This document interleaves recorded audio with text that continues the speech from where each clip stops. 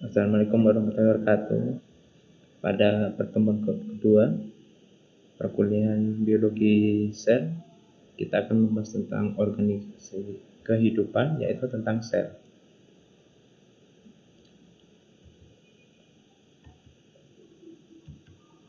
Kalian tahu sendiri, sel itu adalah satuan terkecil dari makhluk hidup. Nah, ini sel ada standar kompetensinya, yaitu memahami keanekaragaman makhluk hidup. Kompetensi dasar mendistribusikan keragaman pada sistem organisasi kehidupan, mulai dari sel sampai menjadi organisme. Nah, ini contoh sel. Ini pada makhluk hidup kecil, misalnya pada amoeba proteus. Kemudian pada sel batang, ini sel batang tumbuhan, ini bakteri yang hidup di tanah. Kemudian ini ada sel saraf, dan ini adalah sel darah merah. Kemudian dari bakteri ini, itu contohnya adalah bakteri nitrogen yang hidup bersimbiosis dengan tanaman kolong-kolongan, yaitu Rhizobium leguminosarum. Kalau di SMA mungkin sudah dipelajari ini. Dia itu hidup di akar, membentuk ini nodul atau bintil-bintil akar untuk mengikat nitrogen yang diperlukan oleh tumbuhan.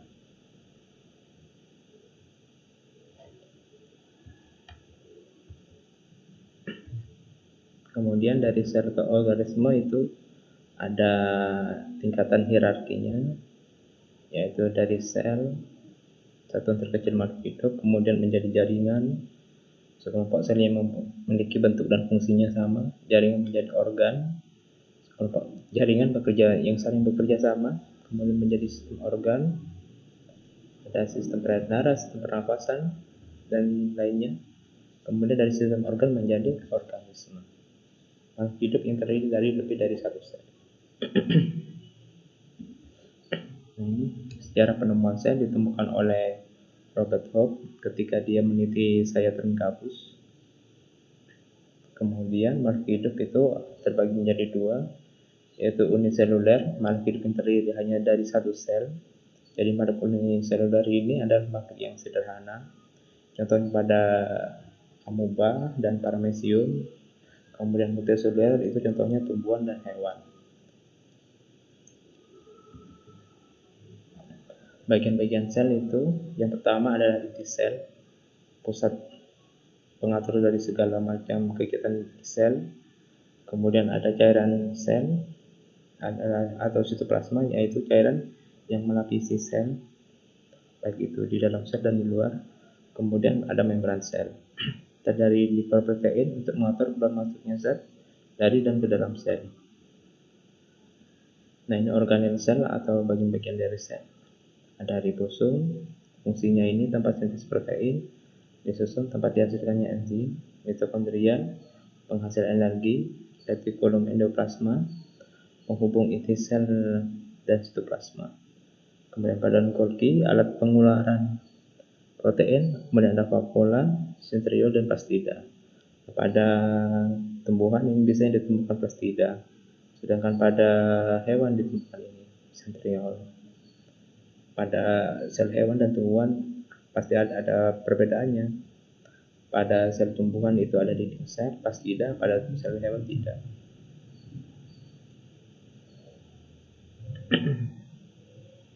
Ini di sel nukleus adalah pusat pengendali segala macam proses yang terjadi di dalam sel. Di dalam inti sel terdapat plasma yang disebut nukleoplasma. Nah, ini sel ibaratnya seperti pabrik, seperti ini. Jadi orang yang bekerja di sini itu sudah ada bagian masing-masing. Misalnya ini inti sel, pusat pengatur dari segalanya. Kemudian ini apa? Nah, ini bisa dilihat di sini. Nah, yang nomor satu itu nukleus, pusat pengatur dari pabriknya. Kemudian itu kromosom. Kromosom sendiri itu tempat sintesis protein. Kemudian itu ada mitokondria ini untuk menghasilkan energi. Kemudian ada ribosom ini penghasil protein. Kemudian ada kloroplas. Nah, ini untuk menghasilkan gula atau energi yang dibutuhkan tanaman. Kemudian ada vakuum, inilah tempat penyimpanan makanan. Kemudian ada RE, retikulum endoplasma ini fungsinya untuk penghubung tadi antara membran sel. Nah ini, kemudian yang ke-8 ini membran sel. Sel ada terbagi menjadi dua macam, ada prokaryotik atau sel sederhana yang tidak memiliki membran inti, biasanya terdapat pada bakteri atau makhluk hidup uniseluler. Kemudian ada sel eukaryotik memiliki membran inti, yaitu pada sel tumbuhan dan sel hewan. Prokaryotik inti selnya tidak memiliki membran. Contoh organel uniseluler yaitu pada bakteri. Nah, ini bagian-bagian dari bakteri, ada dinding sel, ada ribosom, ada flagella untuk bergerak, kemudian ada DNA-nya, kapsul dan membran sel. Nah, kemudian pada eukaryotik itu lebih kompleks. Ini pada tumbuhan dan hewan. Inti sel dikelilingi oleh membran. Nah, ini pada tumbuhan ada dinding selnya, kemudian pada sel hewan tidak ada. Kemudian bagian yang lain juga sama, itu ada nukleolus ini juga ada. Yang membedakan pada sel hewan itu ada silia untuk bergerak, sedangkan ini bentuknya kaku, tidak bisa bergerak. Kemudian juga di sel tumbuhan ada kloroplas, sel hewan tidak ada. Nah, ini perbedaan sel tumbuhan dan sel hewan. Nah, bisa dilihat pada ini. Sel tumbuhan ini tidak bisa bergerak. Kemudian sel hewan ini pada hewan ini bisa bergerak. Ini sel hewan. Tidak ada di sel. Nah, ibaratnya ini sel hewan. Diperhatikan seperti ini dari contoh peraga alat biologi. Nah, ini bagian-bagiannya.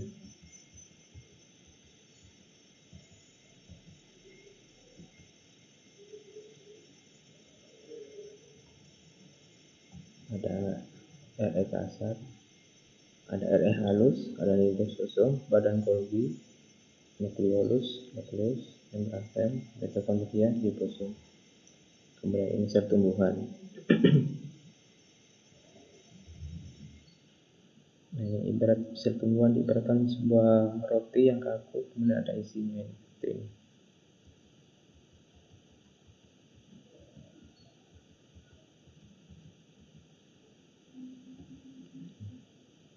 Sudah ada bagian-bagiannya seperti sel tumbuhan sebenarnya ada dinding sel, ada RE kasar yang ada ribosomnya, kemudian RE halus, mitokondria, aparatus Golgi, ribosom, ini plastida, sitosol, vakuola kecil, ada kloroplas untuk menampung energi pada tumbuhan itu untuk menghasilkan fotosintesis. Nah, ini perbedaan sel hewan dan sel tumbuhan. Nah, perbedaannya ini bisa dilihat pada tabel. Kalau pada sel hewan tidak ada dinding sel, sel tumbuhan ada. Itu kemudian sel hewan itu banyak karena sel hewan itu bergerak, sedangkan sel tumbuhan itu dibutuhkan sedikit. Plastida pada sel hewan tidak ada, kemudian sel tumbuhan ada. Vakuola pada sel hewan itu kecil, karena itu energinya banyak digunakan, jadi penyimpanannya sedikit. Sedangkan sel tumbuhan itu besar karena penyimpanan energi dibutuhkan banyak. Kemudian sentriol pada sel hewan ada, dan sel tumbuhan tidak ada. Nah, ini kuis untuk menyebutkan apa sih perbedaan sel tumbuhan dengan sel hewan.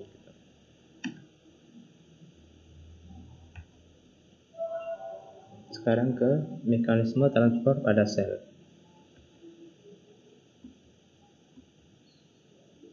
Mekanisme transfer ini terjadi pada membran plasma. Fungsi membran plasma yaitu tempat keluar masuknya ion, molekul, serta senyawa dari atau ke dalam sel dengan melakukan suatu proses tertentu. Terdiri dari transfer pasif dan transfer aktif. Transfer pasif sendiri itu transfer ion, molekul, dan senyawa yang tidak memerlukan energi untuk melewati membran plasma, mencakup osmosis dan difusi.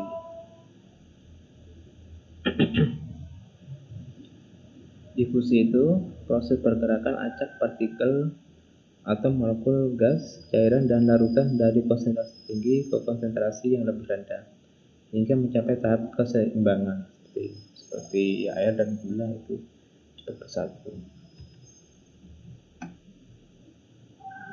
Ini molekul ini membran, kemudian equilibrium. Ini sudah tahap keseimbangan antara larutan di luar sampai yang ada di dalam. Nah, ini contohnya misalnya ini gula, kemudian ini air, kemudian disatukan menjadi seperti ini, akhirnya sama.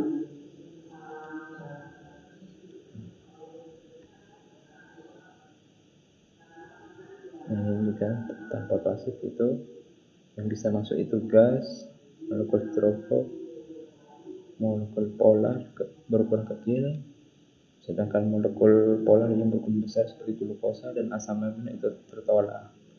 Karena ini membran sel ini bisa dimasuki oleh molekul yang berukuran kecil, sedangkan molekul yang besar itu tidak bisa ya, karena di sini ada sel penjaganya itu.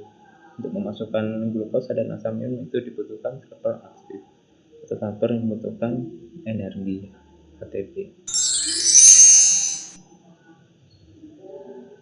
Nah, ini difusi ada protein karier, ada protein kanal.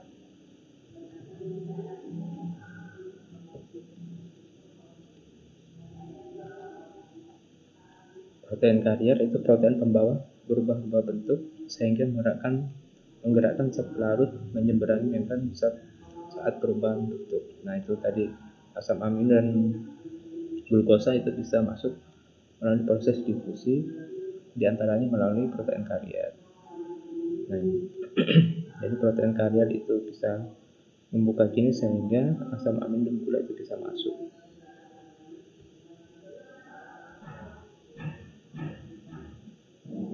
Kemudian ada protein kanal, yaitu protein saluran umum yang memiliki saluran yang dapat dilalui oleh molekul air atau zat terlalu spesifik. Difusi terfasilitasi. Jadi gula dan asam ini juga bisa masuk melalui protein kanal ini. Kemudian yang kedua adalah osmosis dari transfer pasif, yaitu lewatnya zat pelarut akibat perbedaan tekanan osmosis melalui membran selektif permeabel.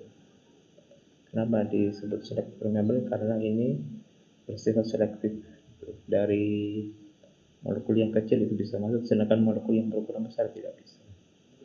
Dari konsentrasi zat terlarut yang rendah hipotonis ke konsentrasi zat terlarut yang tinggi hipotonis. Contoh dari osmosis seperti ini.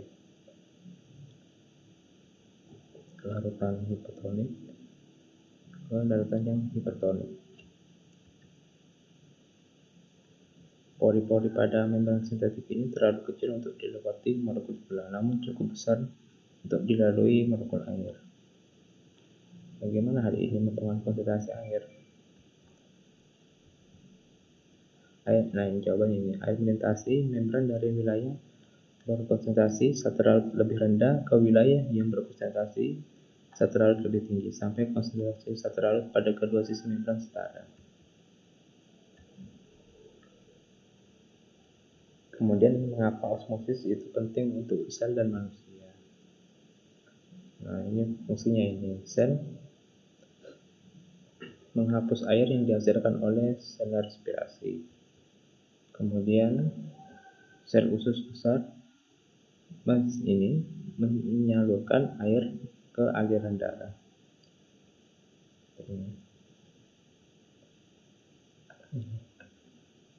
Kemudian ini juga fungsinya yaitu sel ginjal dari urin untuk menghasilkan urin.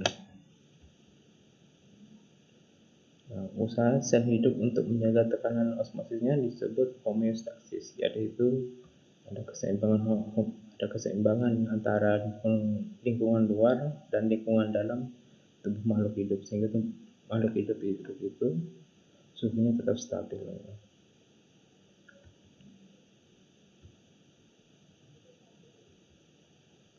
Kemudian osmosis dan tonisitas. Tonisitas yaitu kemampuan larutan untuk menyebabkan sel memperoleh atau kehilangan air. Ada 3 macam, yaitu isotonik, hipotonik, dan hipertonik. Yang isotonik itu air mengalir melintas membran namun dengan laju yang sama dalam kedua arah, jadi seimbang. Kemudian yang hipertonik itu sel akan kehilangan air ke lingkungan sehingga mengerut dan akan mati. Kemudian hipotonik, air akan memasuki sel lebih cepat daripada keluar dari sel dan sel akan membengkak serta lisis. Nah, contohnya pada sel darah merah. Pada sel hewan itu sel darah merah. Ini pada sel tumbuhan. Jika hipotonik keadaan seperti ini, menggelembung semua. Kemudian jika isotonik itu sama, antara yang keluar sama masuk jadi seimbang. Kemudian saat hipertonik, sel tumbuhan seperti ini akan lisis. Kemudian juga sel darah juga.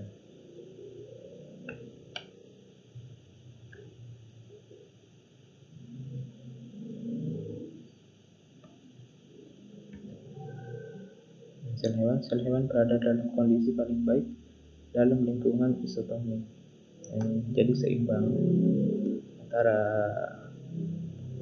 ini air yang masuk sama keluar. Kemudian sel tumbuhan itu tertakut dan umumnya berkondisi paling baik dalam lingkungan hipotonik seperti ini, dimana pada akhirnya diseimbangi oleh dinding yang mendorong sel. Jadi pada sel tumbuhan itu malah saat hipotonik atau air yang masuk itu banyak, dia itu tetap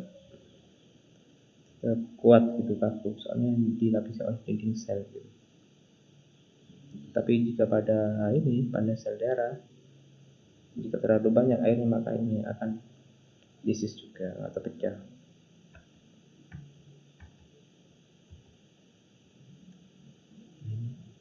Larutan isotonik, air yang masuk ke dalam dua arah antara air dan garam.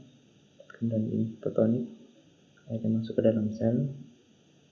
Kemudian ini larutan hipertonik, air yang bergerak keluar dari sel.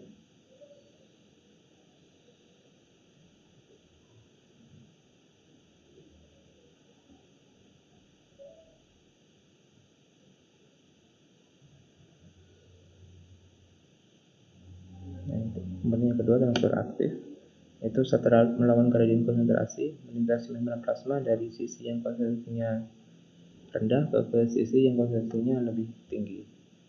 Kemudian untuk transfer aktif ini sendiri menggunakan protein yang menggunakan energi dalam bentuk ATP.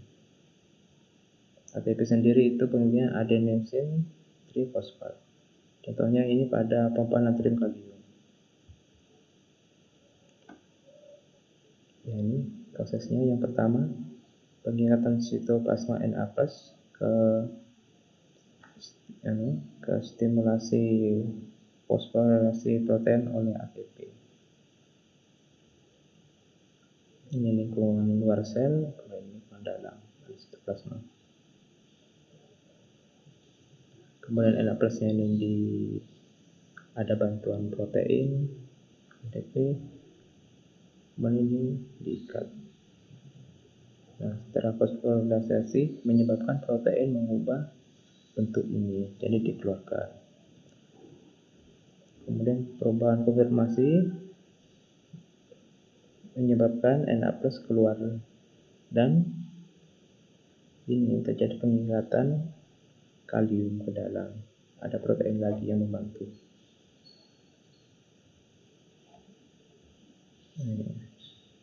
Kemudian pengingkatan K+ dilepas ke dalam kelompok fosfat.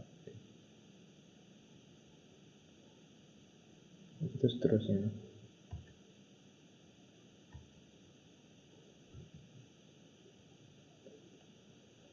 Tinjauan ulang transfer pasif dan aktif.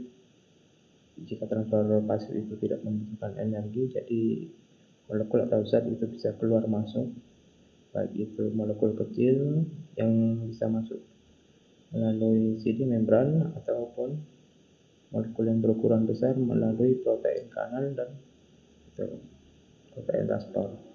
Kemudian sedangkan transfer aktif itu membutuhkan energi untuk keluar masuknya zat itu, baik itu dari ATP-nya maupun di sini ada fosfor.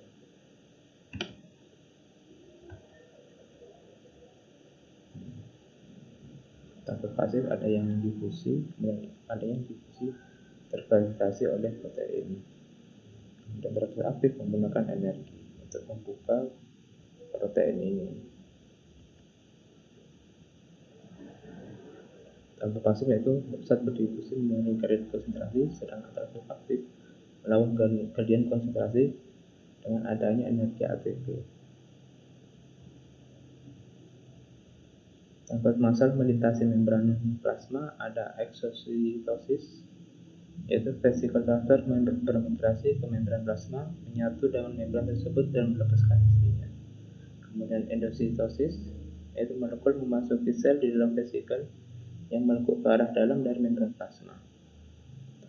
3 tipe endositosis yaitu fagositosis, pinositosis, dan endositosis disertai reseptor. Yang menjadi contoh fagositosis misalnya pada sel darah putih. Sel darah putih itu dalam tubuh sebagai sistem imun untuk mengenali bakteri dan memfokusnya untuk dihancurkan. Ini sitoplasma, ini membran plasma, kemudian bakteri atau zat asing yang masuk ke dalam tubuh langsung dikenali, kemudian dibungkus. Setelah dibungkus masuk ke dalam, kemudian dihancurkan.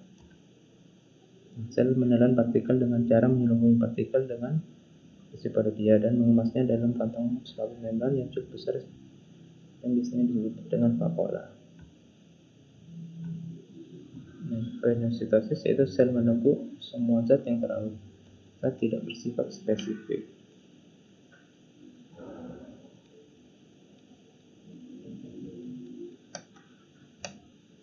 Kemudian endositosis anti-reseptor. Dalam membran tertanam reseptor spesifik yang terpapar ke cairan ekstraseluler. Protein selaput menghadap ke sitoplasma.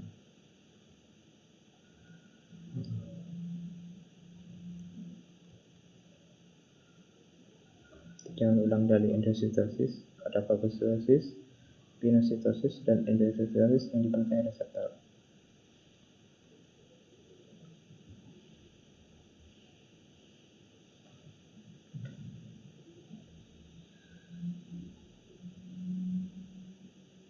Ini 3 tipe endositosis pada sel hewan, cairan luar, ini terjadi fagositosis. Ini bakteri kemudian dikenali, dimasukkan ke dalam sitoplasma kemudian dihancurkan. Kemudian ini pinositosis, dan ini reseptor yang dibantai oleh endositosis.